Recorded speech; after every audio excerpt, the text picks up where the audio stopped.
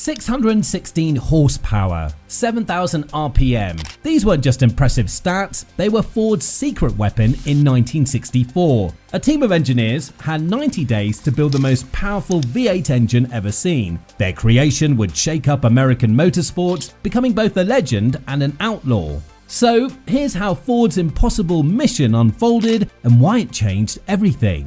The race against time.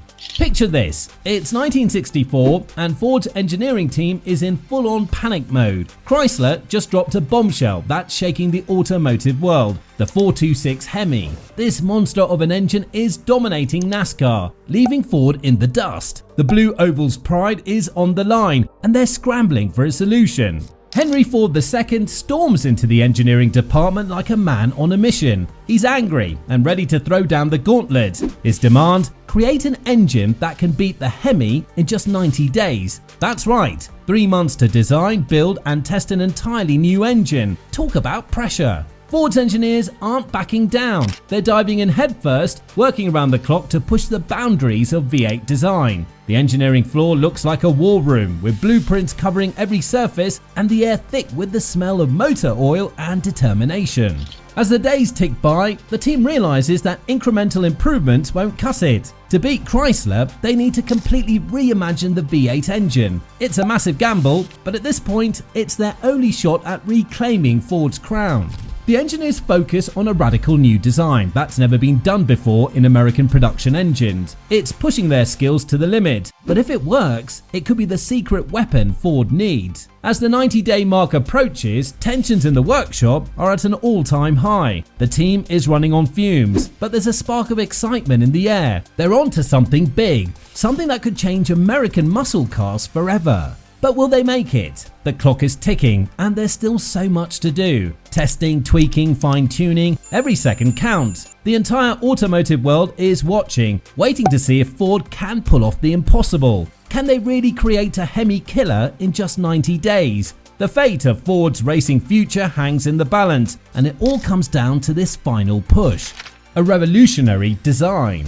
As the dust settles, Ford's engineers unveil their secret weapon. This V8 is about to turn the automotive world upside down. How do they pack so much innovation into 90 days, and what makes this engine so special? Well, let's break it down. The team's creation can rev up to 7,500 RPM. That's 1,500 RPM higher than the most traditional pushrod V8. This engine is in a different league when it comes to speed and performance. Ford's engineers showed their genius by fitting this new system into an existing engine block. They came up with a clever solution involving an idler gear shaft and a new oiling system. This allows the overhead cam design to work with the existing 427 block, saving time and resources. To make this whole system work, they had to use an incredible 6 feet of timing chain. This chain connects the 2 camshafts to the crankshaft, with an idler and tensioner arm mounted to the heads. It's complex, but it's what gives this engine its mind-blowing performance. The heads are high-flow cast iron with a semi-hemispherical shape. This design improves airflow and combustion efficiency, contributing to the engine's insane power output. It's so good that it's actually classified as a Hemi engine, despite being a Ford creation. And the result of all of this innovation? An engine that's in a league of its own. Ford's gamble has paid off big time. They've created a monster that's ready to take on anything Chrysler can throw at it. Ford is back in the game, and they're playing to win. Power unleashed. Ford's engineers have created a beast with their new 4027 SOHC engine, and the numbers are truly impressive. This powerhouse is pumping out 616 horsepower with a single carburetor, with dual carbs. And with dual carbs, it reaches a staggering 657 horses. These figures put Ford's creation in a league of its own, far surpassing other engines of the era. The automotive world is in shock. Chrysler's engineers are probably stunned, realizing their Hemi has been thoroughly outclassed. Ford is ready to dominate NASCAR with this kind of power under the hood. They've got visions of checkered flags and victory laps dancing in their heads. But just when Ford thinks they've got it in the bag, disaster strikes. NASCAR makes a controversial decision that nobody saw coming. They ban the 427 SOHC engine before it ever gets a chance to hit the track. The official reason? NASCAR president Bill France claims it too European for the spirit of NASCAR, despite it being based on a traditional Ford block.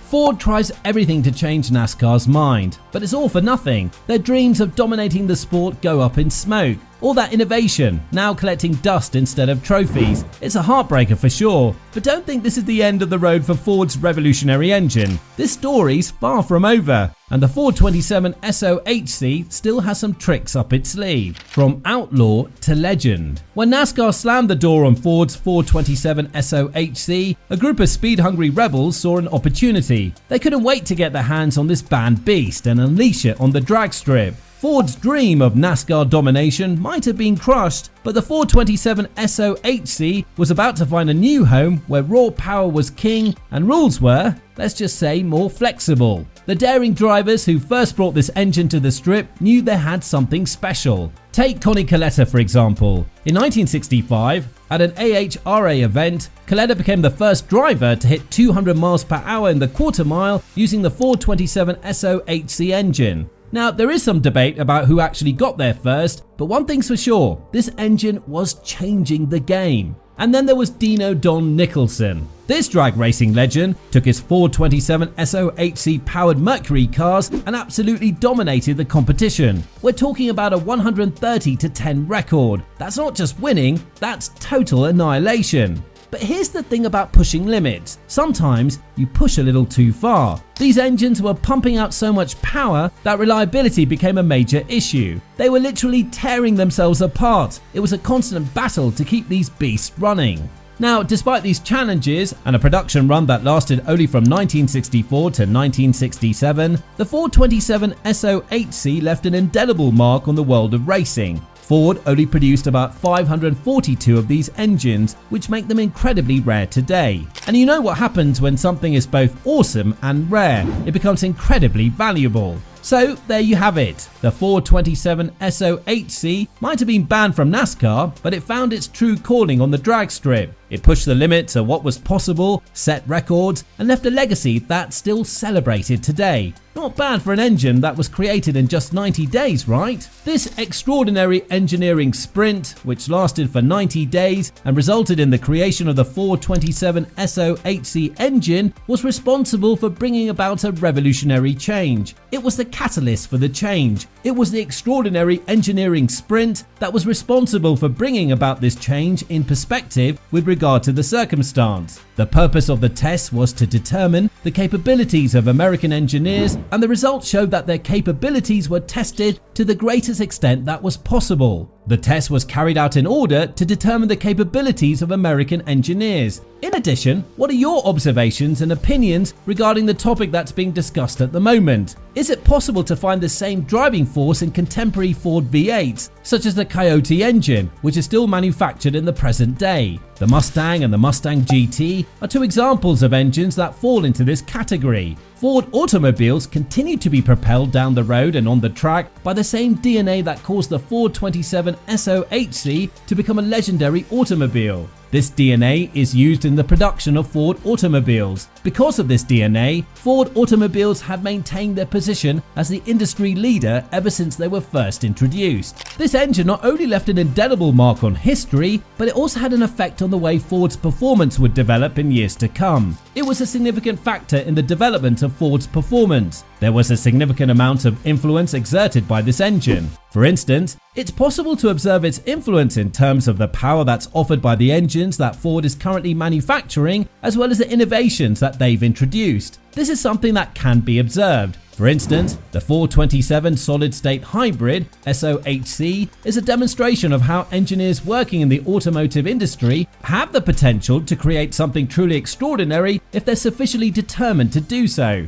This is what the 427 is. By doing so, it established a benchmark that Ford continues to meet, thereby expanding the scope of what's feasible within the engine compartment. This was accomplished after the company did this. As a result of the company's actions, this was successfully completed. This was accomplished with flying colors as a direct result of the actions taken by the company. After taking all of this into consideration, Ford continues to produce results that are up to this standard.